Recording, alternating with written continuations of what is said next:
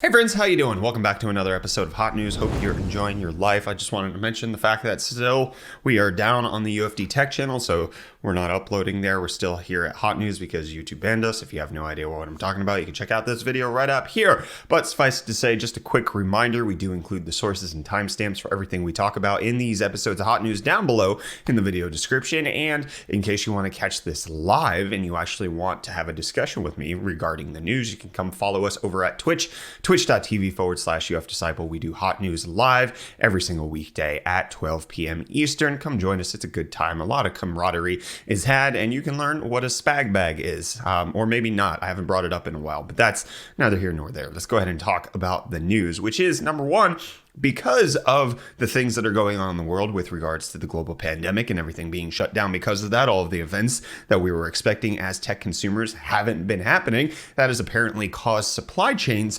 for tech industries to be thrown into massive upheaval with not very much clarity on what's going on. And you add this into the fact that Intel, Nvidia, and AMD are tending to be more secretive about their launches going forward. This report coming out of DigiTimes is saying that the global supply chain has been confused, and it may actually cause issues when it comes to launching these products because the companies that help them with assisting in these launches, such as motherboard manufacturers, AIB partners, anything like that, they might not have all of the information that they need on launch to actually come out with the products that we're seeking. So it could potentially be that the launches that we're expecting to see later this year of the RTX 30 series, of Big Navi, of other various things, Zen 3 perhaps, those might be hampered by the fact that there's supply chains haven't been properly briefed and there's no actual specified launch window that things typically come out with. Because in case you remember, a lot of things are launched around events such as Computex or Gamescom or SIGGRAPH. With those not happening, it creates a little confusion in the market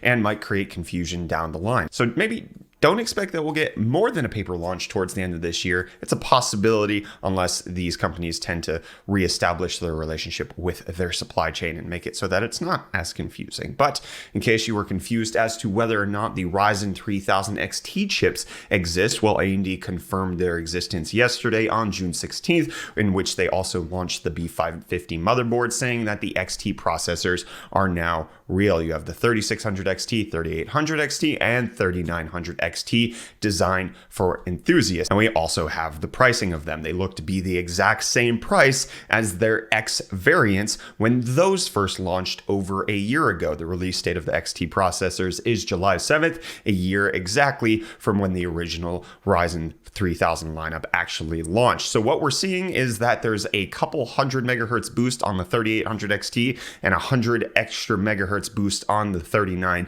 and 3600 XT. These are made for enthusiasts. We're anticipating around a 4% single core performance uplift, which isn't huge, but when you consider the fact that you can get a Ryzen 9 3900X for $420 quite regularly, and that's only going to be $20 more than the 3800 XT, it calls into question whether or not you actually need these chips. And in the announcement video that AMD did put out, Robert Hollick, who's the technical marketing manager behind AMD, did say that this is for enthusiasts. Will this chip make sense to anybody who currently already has a 3900X? Probably not, unless they need that extra 4 to 5% performance that's coming out of that clock speed. And is this for anybody who wants to get the best value? No, this is for the enthusiast who wants the most. It has some refinements in the 7nm architecture. There's some improvements going on here and there, but it is not a massive overhaul, and it doesn't seem like this would be something that's going to help AMD delay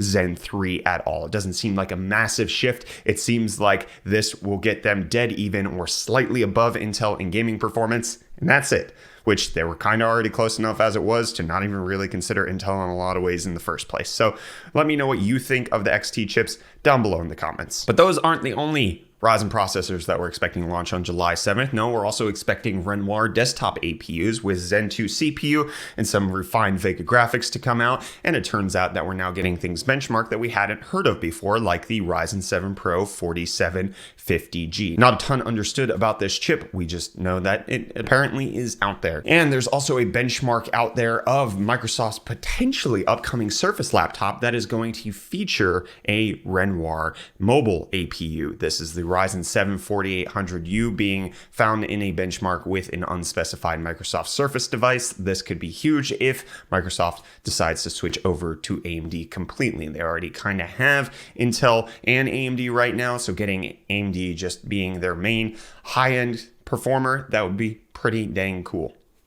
And what also is pretty dang cool is video games. I'm sure you like to play them. Well, the American FDA has approved video games as an ADHD treatment, with a specific game, Endeavor RX, being the first game that can be prescribed as an ADHD treatment. So you could check this out. Let me know what you think of Endeavor. Let me know what you think about video games being prescribed for ADHD. But Endeavor RX is basically them trying to target the neurological disorder with some sort of entertainment, because they see that there are cognitive benefits towards having ADHD people play video games. So let me know what you think of that down below. And below the secret is where Nvidia has been making some updates to their current NVENC setup, because they silently increased GeForce NVENC concurrent sessions to 3. It was 2, now it's 3. What does this mean? We got more support. What's going on, Nvidia? Huh? What are you doing? And they're giving us more cards. You want more Nvidia cards? No, you don't. Do you need 2 more GTX 1650 variants? No. Well, now they're going to be based on a couple different things with different RAM and different silicon and CUDA cores. I don't even care anymore. Why do we need a new 1650? Why do we need new phones, huh?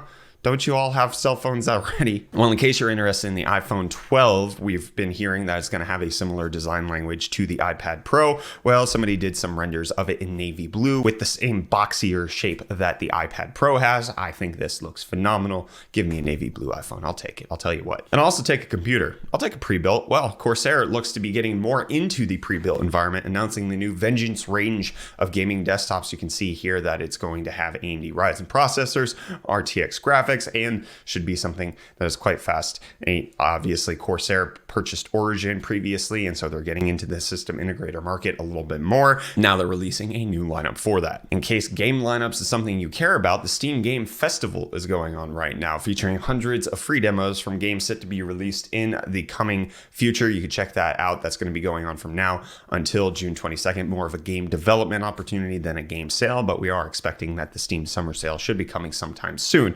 But in case you want to get your summer sale started early, well, do you want Witcher 3 for free? Because GOG is giving it away for free on certain conditions. If you already own The Witcher 3 on various platforms such as PlayStation, yes, if you have a console version, Xbox, Steam, Origin, and Epic Games, you can get a free version of The Witcher 3 on GOG. They're just giving it away. This does not apply to the Nintendo Switch, and it only applies to the original Witcher 3 Wild Hunt or the Game of the Year edition. So you can check that out. We'll leave links in the video description in case you want to claim the Wild Hunt for free. And free extra performance is what Tesla is apparently all about, with them announcing that the Tesla Model S has now officially broke the 400-mile EPA range barrier. 402 miles is what the Tesla Model S is now good for. This is actually after a $5,000 price drop that the Model S saw recently, and Elon Musk coming out in a tweet saying that all of the long-range Model S's shipped since January have the 402-mile range. This is now just making it official. And if in case you want to make it official with some artwork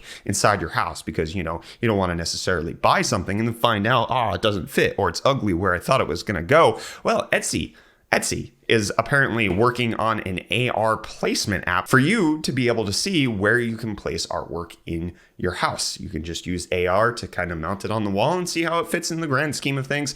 I think this is pretty cool. Wasn't expecting it from Etsy, but it does make sense in the context of who they are and who were people back in the Roman times. I don't know, but we know more about their cities now because archaeologists have able to map an entire Roman city without breaking a single plot of ground, with ground penetrating radar being able to detail a city that used to exist in the Roman Empire that is no longer. They had to gather 28 billion data points with this little doohickey that you see right here, and that allowed them to map the Roman city. And mapping buttons on a controller is something that people do when playing video games. And you might think that, hey, the Stadia controller is not too bad. Maybe I want to pick one of those up. Well, now Google's dropped the price on picking one of these up, with the price coming in at $100 if you want the Chromecast Ultra bundled in. They're dropping the price from $129 to a rock solid $100 because they're completely getting rid of the 3 months of Stadia Pro that was included with that. So in case you just want the controller and you want to get Stadia Base, they're giving you a $30 discount, but really they're just removing $30 of value because Stadia Pro is $10 a month. So it's not really a deal. It's just different. And I guess you can consider this is not really a deal, it's just different. Google's dropped the price on Borderlands 3, Red Dead Redemption 2, and a bunch of other games, as you can see on the screen right here. Technically, the price is on sale, but you have to play it on Stadia. So is that really a deal, or are you getting swindled? Well, I can tell you something. I want to get swindled for $75,000 one day. If I have the disposable income to buy something like this, boy, how do you bet I would. Boston Dynamics now announcing that you can buy the Spot Explorer robot for a cool price of $75,000 with a $1,000 fully refundable deposit due at checkout. This just costs more than a Tesla. I could get a Tesla Model S 402 EPA mile car for less than this robot, but I don't think the Model S is going to bring about the apocalypse. This will, so I should probably save. I'm going to save for one of these. I want a Robodog. Don't you want a Robodog? And don't you want me to stop asking questions, because this episode's hot news is over. It's gone. We're done. It's over here. Why don't you hit the links in the video description and check out everything I talked about today. Don't forget, sources, timestamps down below. Come follow us over on Twitch for our daily hot news live streams in case you want to support us on Patreon or Floatplane during this time that YouTube has decided that we need to be in timeout for being very naughty people for no absolutely gosh dang good reason. You can support us on Patreon, Floatplane. Links are in the video description. And that's going to wrap it up. Don't forget that I'm not going to say anything more. Bye.